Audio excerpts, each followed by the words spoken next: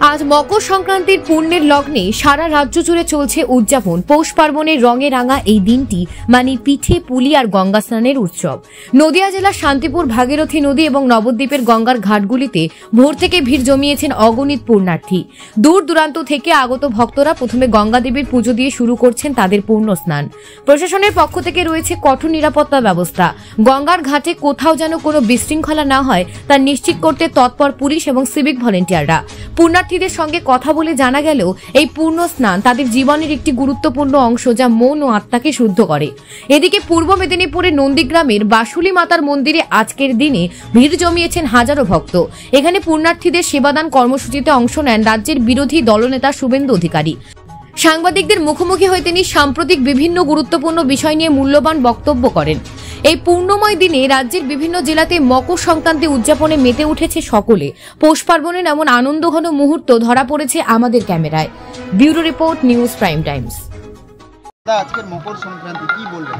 দেখুন, আজকে শুভ মকর সংক্রান্তি, এবারে বিশেষভাবে মহাকুম্ভ হচ্ছে।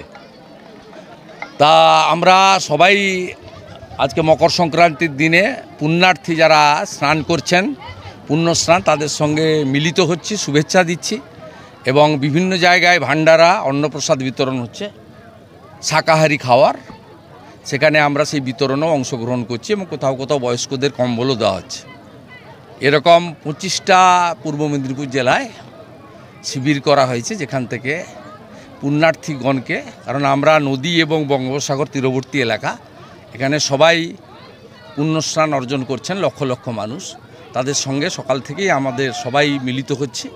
এটা একটা আমাদের সনাতন হিন্দুদের বড় অনুষ্ঠান, আর এবারে বিশেষ মাত্রা পেয়েছে মহাকুম্ভ। আমি আপনাদের মাধ্যমে আমার নন্দীগ্রামের বিধানসভার জনগণকে বলবো, এর আগেও অযোধ্যার রাম মন্দির দর্শনে যারা সহযোগিতা চেয়েছিলেন আমি দিয়েছি, যাদের আর্থিক অবস্থা খারাপ। এবারেও মহাকুম্ভে যদি নন্দীগ্রামের কোনো আমার ভোটার, সে যে দলেরই হোক, হিন্দু হতে হবে। হিন্দু ছাড়া তো মহাকুম্ভে স্নান হয় না, সাই স্নান। তা হিন্দু যে কোনো, তার যদি যাতায়াতের বিষয়ে আর্থিক অসুবিধা থাকে আমাকে জানালে আমি সহযোগিতা করব। আমি এর আগে প্রায় 3,000-3,500 জনকে অযোধ্যার রাম মন্দির দর্শনে সাহায্য করেছি। মালদায় আবারও শুট আউট হয়েছে, এবারে আজকে আর শুট আউট না, আচ্ছা শুট আউটটা আজকে বন্ধ। কর্ণাটকে তথ্য পাওয়ার পরও এই রাজ্যে স্লাইন চালু থাকবে। গরিত অপরাধ, হত্যার মামলা হওয়া উচিত স্বাস্থ্যমন্ত্রী এবং স্বাস্থ্য সচিবের বিরুদ্ধে। 13ই ডিসেম্বর 2024 কর্ণাটক সরকার জানিয়েছিলেন যে এই কোম্পানির স্যালাইন এবং ওষুধ নিষিদ্ধ। এরা 6ই জানুয়ারির পরে ঘুম ভেঙেছে। এত দিনে কতজনের বিষ প্রয়োগ হয়ে গেছে, ও যারা বেঁচে আছেন তাদের তো সব কিডনিগুলো নষ্ট করে দিয়েছে। অত্যন্ত এই ক্ষমার অযোগ্য অপরাধ। এবং 13 তারিখ রাত্রিবেলায় সার্কুলার ইস্যু করা উচিত ছিল। আমি 13ই ডিসেম্বরের আগের কথা বলবো না, কারণ দে আর নট এক্সপার্ট। কিন্তু 13 তারিখ জানানোর পরে কেন করেননি? 13 তারিখ আর আজকের 14 তারিখ, এটা অনেক দিন।